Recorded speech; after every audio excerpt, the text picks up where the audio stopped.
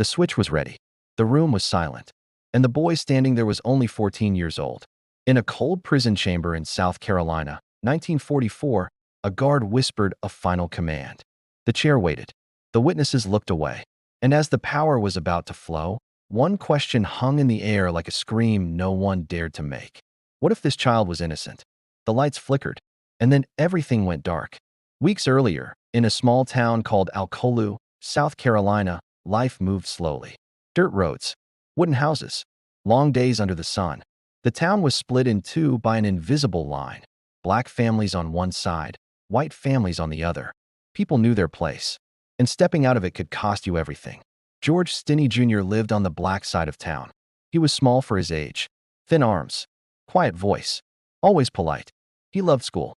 He liked fixing things. He helped his father with chores. Neighbors said he was gentle, shy, a kid who still laughed easily. 14 years old. On a warm March afternoon, two white girls rode their bicycles past George's house. They were sisters. Betty June, 11. Mary Emma, 7. They stopped near the yard. "Have you seen any flowers?" one of them asked. George stood near the fence. He pointed down the road. "Maybe over there," he said. That was the last time anyone saw the girls alive. The next morning, the town woke up to fear. The girls were missing. Search parties formed fast. White men with boots and flashlights. Dogs sniffing the ground. Voices calling names through the trees. Hours passed. Then someone screamed. The bodies were found in a ditch. The town froze. Shock turned into anger. Anger turned into rage. And rage needed a target. By sunset, everyone was whispering the same name.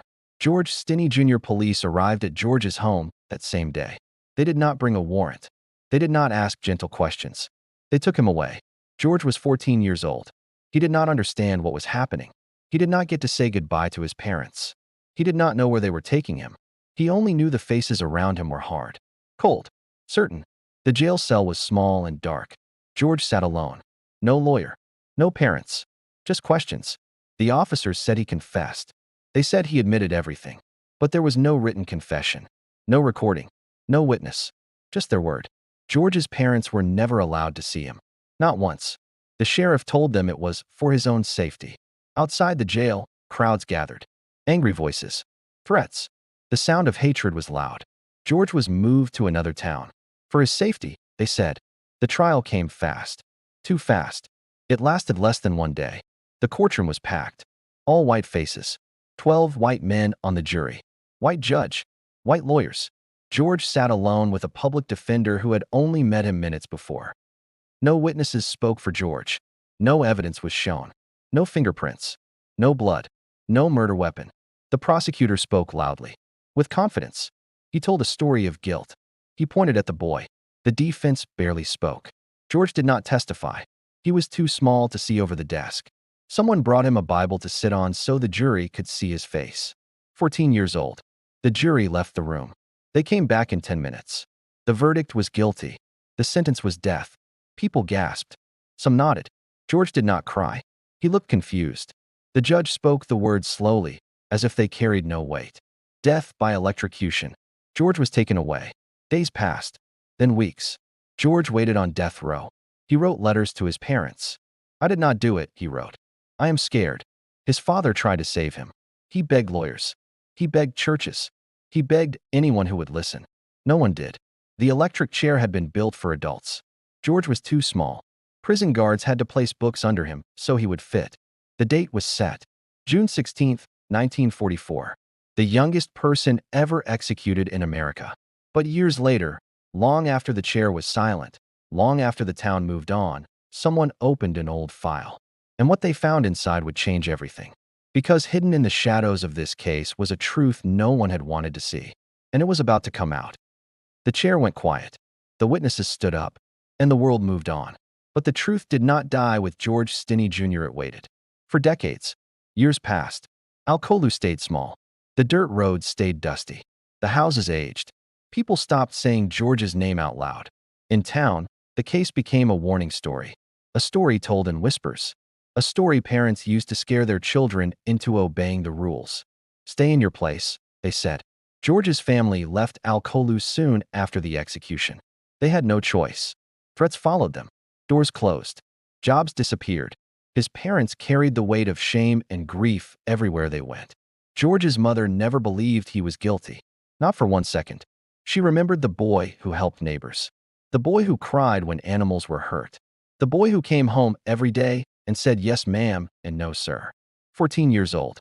How could he have done something so terrible? She kept his letters. She kept his Bible. She kept asking the same question into the silence. Why? For years, no one answered. Then the world began to change. Decades later, new voices started asking old questions. Lawyers, journalists, historians, people who looked back at cases shaped by fear instead of facts. George Stinney's name surfaced again, and this time, people listened. A group of researchers reopened the case files. They expected to find proof, evidence, something that explained how a child could be convicted so fast. Instead, they found almost nothing. No confession on paper, no signed statement, no physical evidence, no murder weapon, no witnesses who placed George at the scene. What they did find was disturbing. The police notes were vague. The timeline did not match. The crime scene was far from George's home, too far for a boy his size to move the bodies alone. And then there was the alibi. George had been with his sister that day. No one asked her to testify. No one asked the neighbors. No one asked the adults who saw the girls talking to other men near the junkyard. That part of the story had been ignored, buried, until now. New witnesses came forward. Some were old. Some were dying. Some had stayed silent out of fear their whole lives. One man spoke about seeing the girls with two older men near the railroad tracks. Another remembered hearing screams far from George's house. A third said the police never asked questions, only gave orders. Each memory painted a different picture, a darker one. The lawyers dug deeper. They studied the trial transcript. What little of it existed. George's defense attorney had called no witnesses, had filed no appeals, had not even questioned the police confession. 10 minutes. That's how long the jury had taken. 10 minutes to decide a child should die. The case reached a judge, not in 1944, but in the present. The courtroom was quiet again. But this time, the seats were filled with people who wanted answers, not blood. George's family sat together. Older now, carrying pain that never faded. The judge listened. Evidence was read aloud. Mistakes, failures, injustice. The prosecutor from 1944 was gone. The sheriff was gone. The jury was gone. But the damage remained. The judge spoke carefully.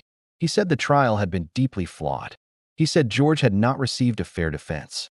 He said the confession could not be trusted. Then he said something no one ever thought they would hear. The conviction was overturned. George Stinney Jr. was innocent. 70 years too late. The courtroom broke into tears. George's siblings cried. His niece held his Bible. People whispered his name again, this time with sorrow, not hate. But the question still burned. If George did not do it, who did? The files held no answers. The trail had gone cold long ago. But as researchers combed through forgotten notes and fading memories, one detail stood out. A name, a location, a junkyard near the railroad tracks, and a report that had never been followed up. It described two adult men seen with the girls. The report had been marked not relevant. Someone had decided, very early on, that George Stinney Jr. was guilty. And once that decision was made, the truth no longer mattered. The deeper they looked, the clearer it became. This was not just a mistake. It was a choice shaped by fear, power, and racism. A choice that cost a child his life. As this scene closed on George's innocence, another door creaked open. Behind it waited a truth even more unsettling. Because the real story of what happened to those girls had never been told. And someone, somewhere, had worked very hard to keep it that way. The investigators turned the page. And what they found next would shake the case to its core. The truth had been buried for 70 years. But once the ground was disturbed, it refused to stay quiet. After George Stinney Jr.'s conviction was overturned, people asked the question no one had dared to ask in 1944. If the boy was innocent, then who was guilty? The answer was not simple, and it was not clean. The investigators went back to Alcolu, not the town from postcards, but the town behind closed doors. They spoke to families who had stayed, to elders who remembered the fear, to people who had learned, long ago, that silence was safer than truth. Some still refused to talk. Others finally did. One man said the railroad tracks had always been dangerous. Drifters passed through. Workers came and went. The junkyard nearby was a place children were warned to avoid. Another said he remembered seeing the girls that day, not near George's house, but farther down the road, near the tracks, with men he did not recognize. Why hadn't the police followed that lead? The answer was painful, because they didn't need to. From the moment the bodies were found, the town wanted it over, wanted someone to blame, someone who fit the story they already believed. A poor black boy, 14 years old. The police never tested evidence, never searched for other suspects, never questioned adults who lived near the crime scene. They stopped looking the moment George was arrested. That was the real crime. Files showed that George was questioned alone for hours. No parents, no lawyer, just authority and fear pressing down on a child. Experts later said any confession from a boy that young, under that pressure, was meaningless. But in 1944, it was enough. The electric chair did the rest. The state never apologized. Not officially. No one was punished for what happened. The sheriff died respected. The prosecutor built a career. The judge was remembered as fair. George was remembered as a murderer, until he wasn't. When the judge overturned the conviction, he did more than clear a name. He exposed a system that valued speed over truth, control over justice, fear over facts. George Stinney Jr. became a symbol, not just of injustice, but of what happens when a system stops seeing people as human. People asked if the case could ever truly be solved. The answer was no. Too much time had passed. Witnesses were gone. Evidence was lost. The real killers, if still alive, were old, or already dead. They would never stand trial. But that did not mean the story ended. George's grave was marked properly at last. His family held memorials. Schools taught his name. Documentaries were made. And slowly, the silence broke. Parents told their children about him. Law students studied his trial. Judges cited his case as a warning, a reminder, never again. Because the most terrifying part of George's story is not the electric chair. It is how easy it was, how quickly the town decided, how fast a child was erased. 14 years old, no evidence, no defense, 10 minutes, death. George Stinney Jr. did not get to grow up. He did not get a future. He did not get justice in his lifetime. But his story survived, and it forces us to look at a hard truth. Sometimes, the system does not fail by accident. Sometimes, it works exactly as it was built to. The lights in the prison chamber went dark in 1944, but the shadow of that moment still stretches into the present, and it asks us a question we cannot ignore. If it happened once, could it happen again?